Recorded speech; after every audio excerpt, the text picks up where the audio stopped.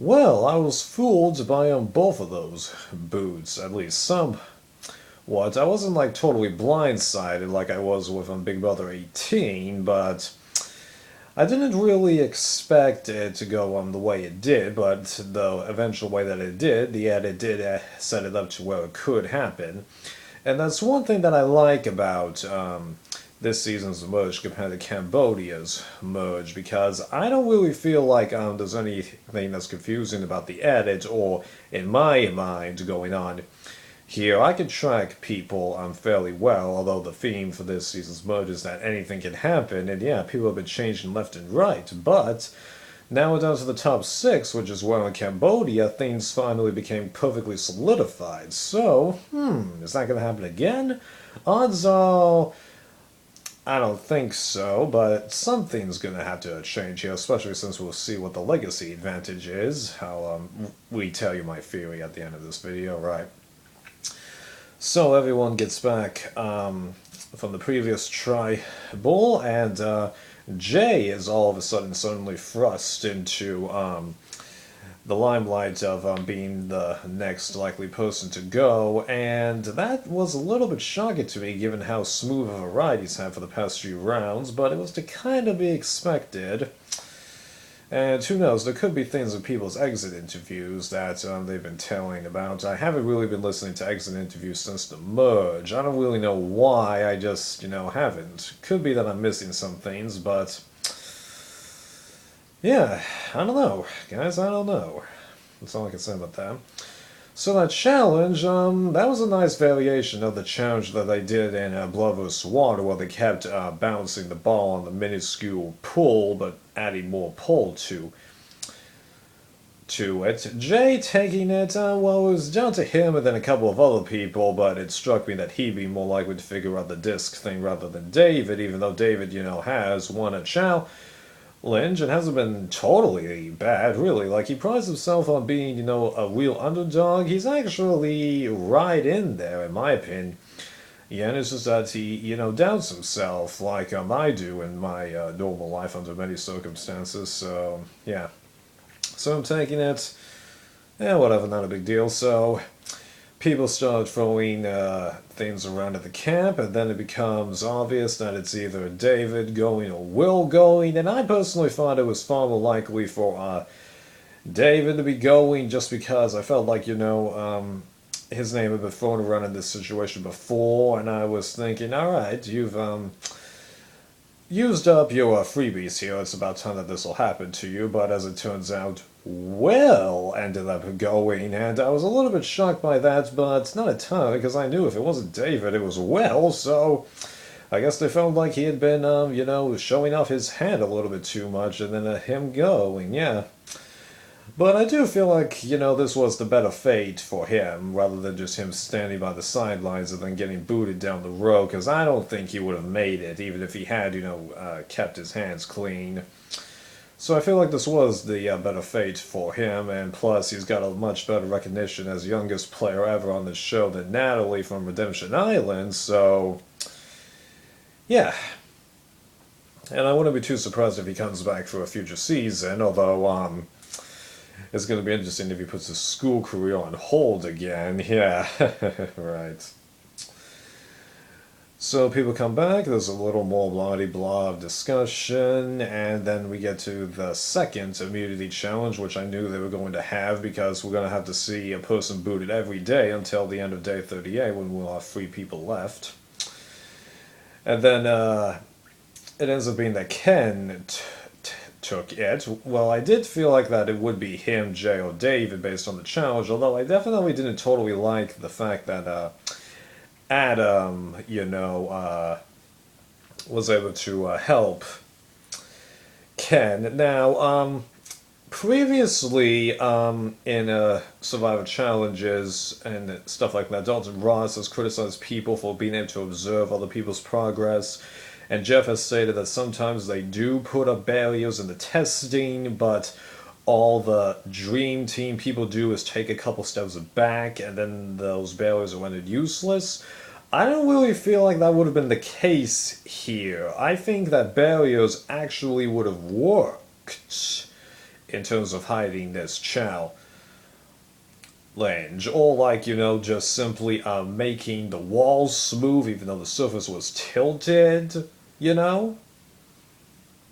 I feel like they could have easily eliminated it this time. Now, I honestly feel like that Ken probably would have won anyway because Jay seemed to have a much tougher time figuring out the ball situation than Ken. But, yeah, I would have definitely liked to have seen him own it. It's one of the few times that I'm picky about this situation, even though, ironically, during most of the challenge, I'm like, why aren't some people helping each other out? Because they could easily do it, yeah. So, Jay's playing his idol, we all know that, so it's the question of who's going to be next, and David gets voted out there, but then Hannah brings up the argument of booting Sunday, kind of like quite a few people were bringing up the idea of Abby going in Cambodia, but I didn't really feel like there was that much motivation behind it, because Sunday hasn't really been getting that much camera time, and I can't remember if this is 100% true, but I'm actually fairly certain that other than the votes that she got here, the last time she got a vote was day 3, the first tribal council. I could be wrong about that. Right. So, I didn't really feel like there was as much oomph behind it, even though I did remember Abby, so I'm like, I know where she's coming from about this.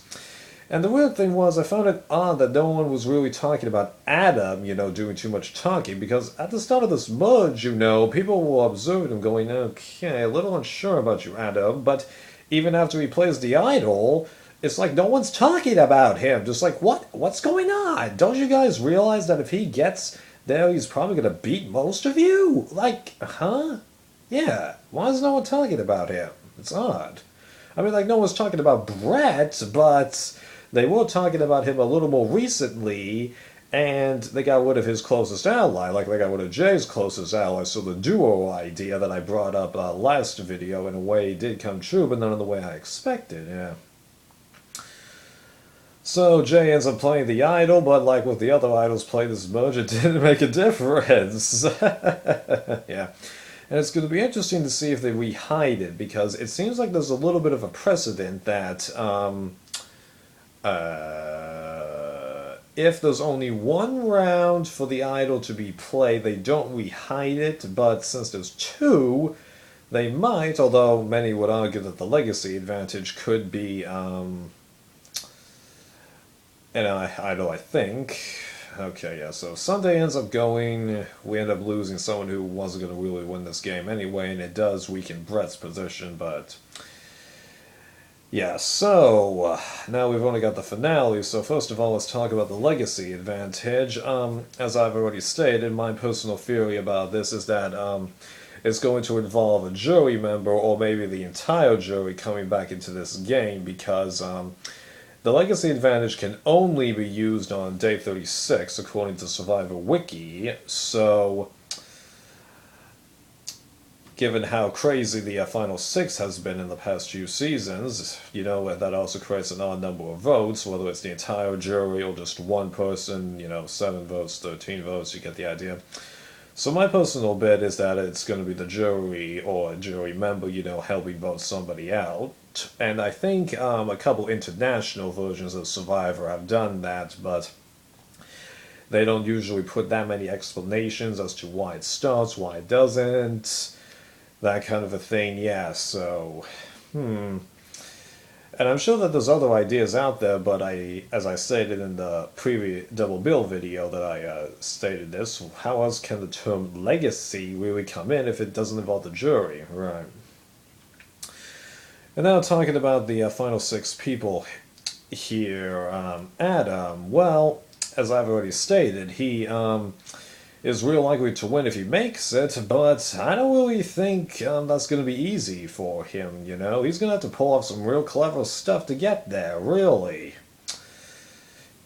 Jay, he's pretty much a dead man walking. I really do not think he could take 3 immunities in a row, unlike Mike, where we knew that there was a darn good possibility of that. Jay, not so much, and even then, if Adam ends up being next to him, I don't think he's gonna win. Yeah, so I mean, like Jay does have some votes up there, but I don't think it'll be enough. Could be wrong, but I don't know. Hannah, I don't really see how she can win the game at this point because after a couple bits early in this merge about her doing, oh yeah, I was able to make some moves, she hasn't really been getting that much camera time. I mean, like, sure, she did kind of come up with the idea of booting Sunday, but yeah. But no, I'm not having like any sour grapes for putting her on the top pick to win list. I knew that my top pick to win list this season would be, kind of weak given the way that this merge was feeling. So really, I don't really care about that list. Really, by any stretch of the imagination.